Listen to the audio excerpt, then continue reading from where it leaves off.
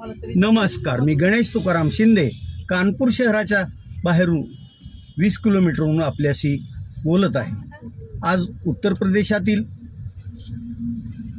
नव्हे तर संपूर्ण देशाला नाही जगाला ज्याच्याबद्दल उत्सुकता आहे आणि ज्याच्याबद्दल ही होती त्या रामलल्लाच्या मंदिरात जाऊन रामलल्लाचं दर्शन घेतलं। त्याचबरोबर आपण हनुमानगडीचंही दर्शन घेतलं आणि तिथून आपण पुढं आता उज्जैनकडे निघालो। या प्रवासात उत्तर भारतात सर्वत्र हिरवंगार असं वातावरण दिसतं, मोठी मोठी झाडी आहे आणि त्याचबरोबर मोठी कॅनॉल पण वाहत आहे, त्यामुळंच हे हिरवेपणा आला आहे। मग या राज्यात सत्ता कोणाची असो, पूर्वी कधी तिरंग्याची होती, त्यानंतर मायावतीच्या ह्याच्या आली, निळ्याची आली, त्यानंतर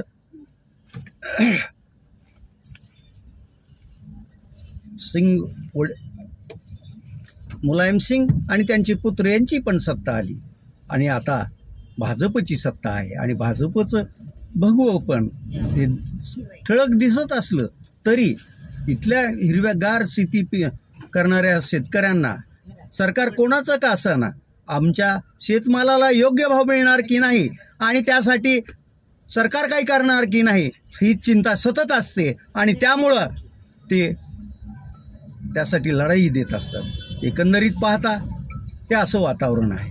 मग कोणाला तिकडं आपल्याकडं जरा मिरच्या लागल्यासारख्या दिसतात। अहो, वास्तव जे आहे ते आहे। कोणी इथं शेतकरी मुस्लिम असो, ब्राह्मण असो, जैन असो की दलित असो, त्याला त्याच्या त्याच्या शेतीच्या संबंधीच त्याची लढा असतो तो गावात। मग अमुक ह्याच्यामुळे तसं नसतं। हे जे कोणी मस्जिद मंदिर वाद पेटवतात ते बाहेरचे असतात आणि त्या बाहेरच्यांनी पेटवलेल्या टाकलेल्या काडीला मग इथली हवा मिळते आणि ती दंगली वगैरे असे प्रकार घडतात। आज दिवसभरातले व्हिडिओ यासोबत तुर्तास एवढंच। धन्यवाद।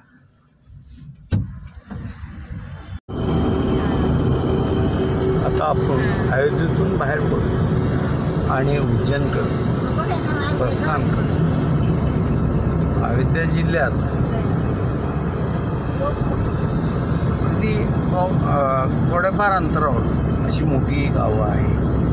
तिथं अगदी उंच इमारती आणि हे बरं चालते लोकांना जे या हायवेचा मावेजा मिळाला असेल त्या मावेजातून त्यांनी त्यांची अशी गुंतवणूक केली दिसते।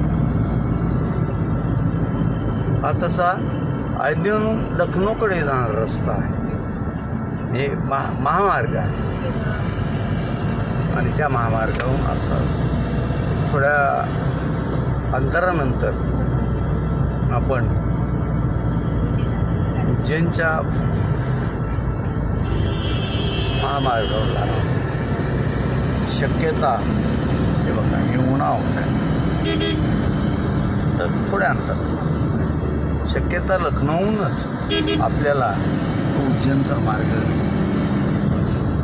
घ्यावा लागणार आहे। अशी उंच झाडं रस्त्याच्या दुतर्फा आहे।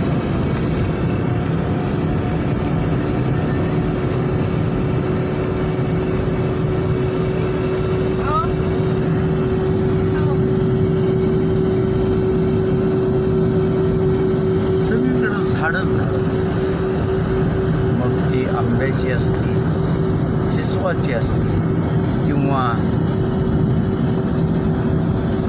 फुलं दिसली, त्यावरून तुम्हाला लक्षात आलं असेल की पळसाची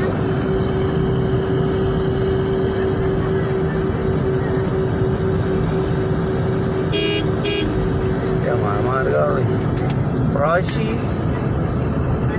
वाहनाची संख्याही बऱ्यापैकी आहे आणि त्याचबरोबर मालवाहू वाहनाची पण संख्या आहे।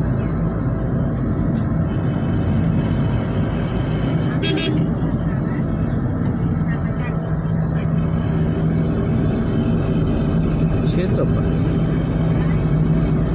त्याला एक कुंपण आहे.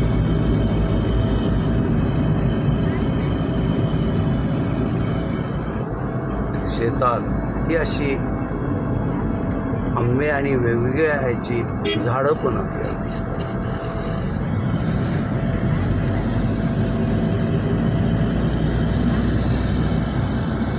आता टोल नाके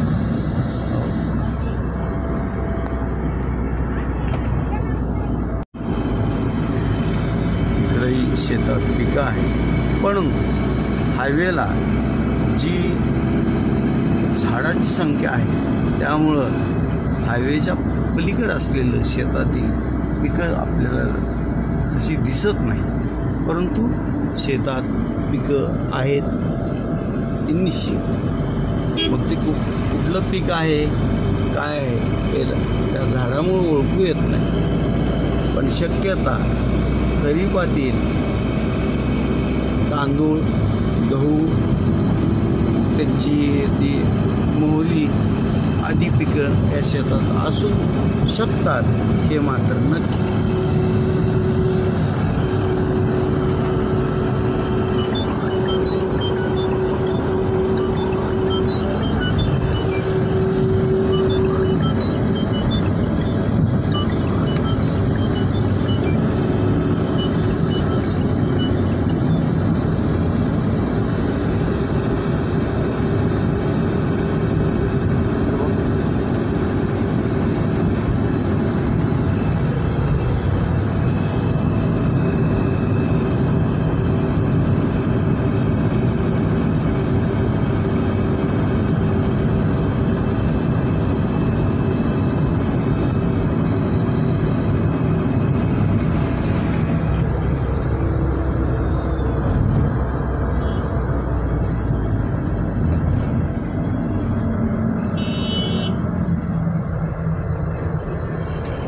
ऊस पण दिसतंय. हे बघा असं ऊस भरण्याची पद्धत कुठली आहे काय हे काय आपल्याला कळू शकतं.